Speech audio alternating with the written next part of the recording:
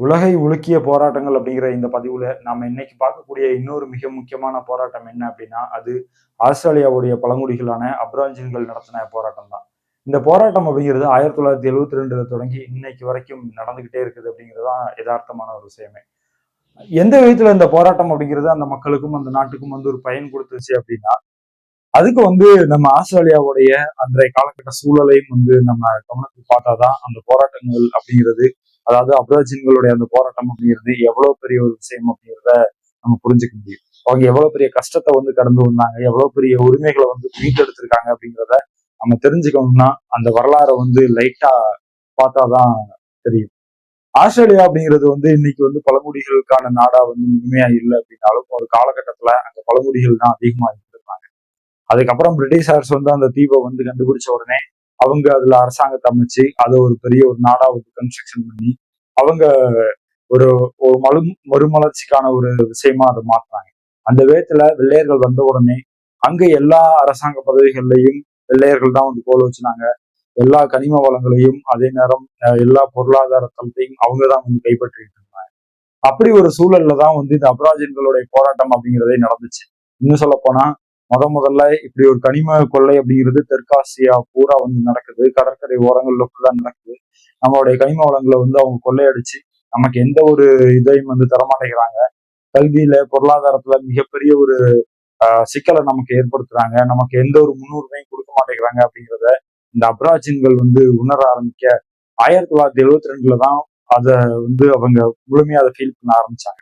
அப்போ ஒரு 4 இளைஞர்கள் என்ன பண்ணிருப்பாங்க அப்படின்னா, அங்க இருக்கக்கூடிய ஆஸ்திரேலியாவுடைய நாடாளுமன்றத்துக்கு முன்னாடி போய் கோஷமிட்டு, இது எங்களுடைய நாடு, எங்களுக்கு கனிம வளங்கள் அந்த வெட்டி எடுக்கிற அந்த பங்கு தொகையில நீங்க ஒரு கணிசமான தொகையை கொடுக்கணும்னு சொல்லி போராட்டம் பண்ண ஆரம்பிச்சிருப்பாங்க. அப்படி போராட்டம் பண்ண ஆரம்பிக்க கொஞ்சம் கொஞ்சமா மக்கள் அபராஜின்கள் ஒரு பக்கம் கூட ஆரம்பிக்க, இன்னொரு பக்கம் அவங்க அவங்க என்ன பண்ணிருப்பாங்க அப்படின்னா அமெரிக்காவுடைய மாணவர் சங்கத்துக்கு அந்த கோரிக்கைகளை அனுப்பியிருப்பாங்க. அதுக்கப்புறம் அங்க இருக்கக்கூடிய மாணவர்களும், அதாவது இளைஞர்கள், மாணவர்கள் எல்லாருமே ஒண்ணு சேர்ந்து அந்த போராட்டத்தை ஆஸ்திரேலியா பூரா திரட்டி எடுத்துட்டு போனாங்க. அதனால நிறைய வெளிநாட்டு சப்போர்ட்டும் அவங்களுக்கு கிடைச்சு.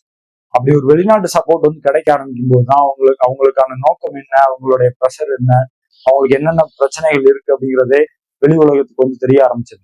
அவங்க என்ன யோசிச்சிருந்தாங்க அந்த அபராஜின் மக்கள் அப்படின்னா, நம்ம சொந்த நிலத்துல அடிமையாக்கப்பட்டு இருக்கோம். நம்மளுடைய நிலங்கள் கொள்ளையடிக்கப்படுது, நம்மளுடைய வேலை வாய்ப்புகள் பறிக்கப்படுது, நமக்கு கல்வியிலையும் பொருளாதாரத்திலையும் சரியான ஒரு அங்கீகாரத்தை கொடுக்க மறுக்கிறாங்க.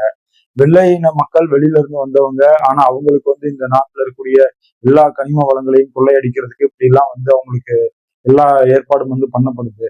ஆனா இந்த நாட்டுல பூர்வீக குடிகளா இருக்கிறவங்க நாம தான். நமக்கு 10,000 வருஷ பாரம்பரியம் இருக்கு. ஆனா நமக்கு எதுவும் கொடுக்க மாட்டேங்கிறாங்களே அப்படிங்கிற அந்த ஏக்கம் அவங்களை ஒரு மிகப்பெரிய போராட்ட சக்கலத்தை நோக்கி தள்ளிச்சு. அவங்க தங்களை என்ன சொல்லிக்கிட்டாங்க அப்படின்னா, நாங்க ஏறக்குறைய வெளிநாட்டு மக்கள் மாதிரிதான் எங்களை இந்த அரசாங்கம் ட்ரீட்மெண்ட் பண்றாங்க. அதனால நாங்க ஒரு தூதரகம் அமைக்க போறோம் அப்படின்னு சொல்லி 72ல நாடாளுமன்றத்துக்கு முன்னாடியே ஒரு தூதரகத்தை அமைச்சு அங்க கொஞ்சம் கொஞ்சமா போராட ஆரம்பிச்சாங்க. அப்படி நம்ம கவனிச்சோம் அப்படின்னா 1990களுக்குள்ளேயே ஏகப்பட்ட தூதரகங்களை ஒவ்வொரு மாகாணங்கள்லயும் அவங்க போய் முக்கியமான பகுதிகள்லையும் அவங்க அட்ரஸ் பண்ணி அங்க ஓபன் பண்ணாங்க.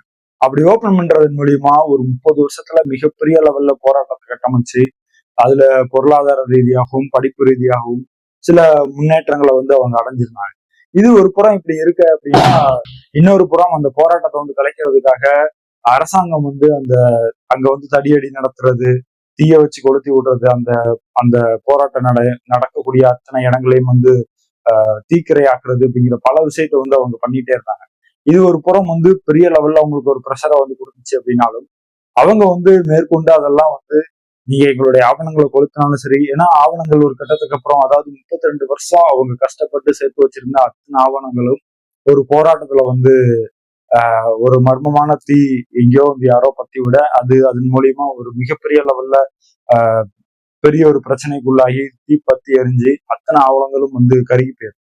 அந்த போராட்டத்துல அவங்க அவ்வளவு பெரிய ஒரு விஷயத்த இழந்திருந்தாலும், அந்த அவ்வளவு பெரிய 32 வருஷம் ஆவணங்களை அவங்க இழந்திருந்தாலும் அவங்க என்ன பண்ணிருப்பாங்க அப்படின்னா, எங்களுடைய ஆவணங்கள் இழந்தது உண்மைதான், ஆனா நாங்க மறுபடியும் போராடுவோம் அப்படின்னு சொல்லி இந்த போராட்ட காலத்தை மறுபடியும் ரொம்ப கூர்மையா தீட்டி மிகப்பெரிய லெவல்ல போராட்டத்தை முன்னெடுத்து கொண்டு போயிருப்பாங்க. அந்த விதத்துல நிறைய ஆஹ், வெளிநாட்டு நபர்கள், அதே நேரம் உள்ளுக்குள்ள இருக்கக்கூடிய ஜனநாயக சக்திகள், இவங்க எல்லாரும் ஒண்ணு சேர்ந்து அந்த மக்களுக்கு ஆதரவு கொடுக்க, கனிம வளங்கள்ல இருந்து பொருளாதாரத்துல இருந்து எல்லாமே அவங்களுக்கு ஒரு தனி பங்கு அப்படிங்கிற ஒரு விஷயம் வந்து கொஞ்சம் கொஞ்சமா நகர்ந்துச்சு.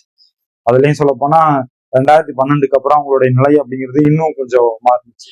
கனிம வளங்கள் வந்து எங்கெங்கெல்லாம் வெட்டி எடுக்கப்படுதோ அதுல ஒரு ஈவுத்தொகை அவங்களுக்கு கொடுக்க ஆரம்பிச்சாங்க அங்க இருக்கக்கூடிய ஆஸ்திரேலிய அரசாங்கம். அதுக்கப்புறம் வந்து அதே, அதாவது 2012 அவங்க என்ன பண்ணிருப்பாங்க அப்படின்னா, அந்த போராட்டம் ஆரம்பிச்சு ஏறக்குறைய 40 வருஷம் ஆச்சு அப்படிங்கிறதால 40வது வருஷ தினத்தையும் வந்து அங்க அவங்க கொண்டாடி இருப்பாங்க. அந்த விதத்துல இன்னைக்கும் அந்த போராட்டம் அப்படிங்கிறது அவங்க மத்தியில இருந்துகிட்டே இருக்குது. இன்னைக்கும் அது அது சார்ந்த நிகழ்வுகள், அங்க கூடிய அந்த போராட்டம் சார்ந்த நிறைய விஷயங்கள் வந்து இன்னைக்கும் அங்க பேச்சு பொருளா மாறிட்டே இருக்குது.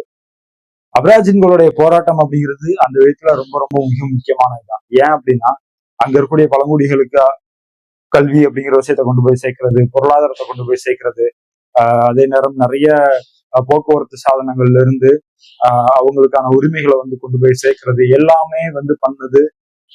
அதுக்கான மிக முக்கியமான ஒரு மோட்டிவா இருந்தது அபராஜின்கள் அப்படிங்கிற ஆஸ்திரேலிய வாழ் பழங்குடி மக்கள் நடத்தின அந்த போராட்டம் தான்.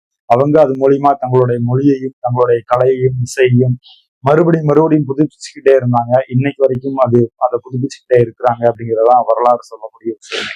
அதாவது 4 பேர் ஆரம்பிச்ச போராட்டம் 1972ல வெறும் 4 பேர் ஆரம்பிச்ச அந்த போராட்டம் அப்படிங்கிறது உலகம் பூரா பற்றி எரிஞ்சு அவங்களுடைய மக்களுக்காக வந்து போராட்ட குணத்தை பெரிய லெவல்ல உருவாக்கி பல பல பேருக்கான கல்வி, வேலை வாய்ப்பு, அவங்களுக்கான அந்தஸ்து, அந்த மக்களுக்கான குடியுரிமைன்னு ஏகப்பட்ட உரிமைகளை வந்து பெற்றுக் கொடுத்துச்சு அப்படிங்கிறதான் ஆஸ்திரேலியா வாழ் பழங்குடி மக்கள் நமக்கு சொல்லக்கூடிய ஒரு விஷயமே.